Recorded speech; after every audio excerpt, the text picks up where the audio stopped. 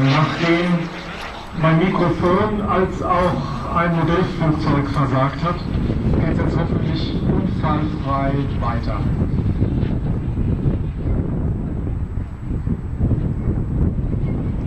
Momentan am Fliegen Harald Meyer von der Modellfluggruppe Keichen mit seinem Viper-Jet.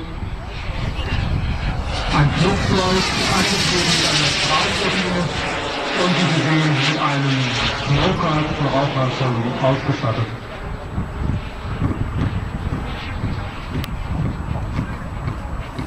Wenn die nicht im Einsatz ist, dann ist die ja.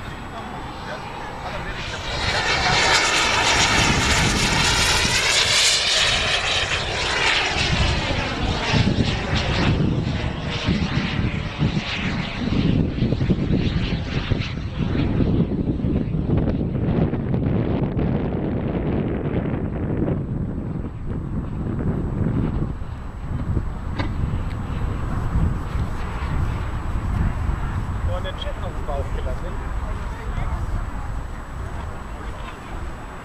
Okay. Wir hatten ja ganz gut auf den Bauch.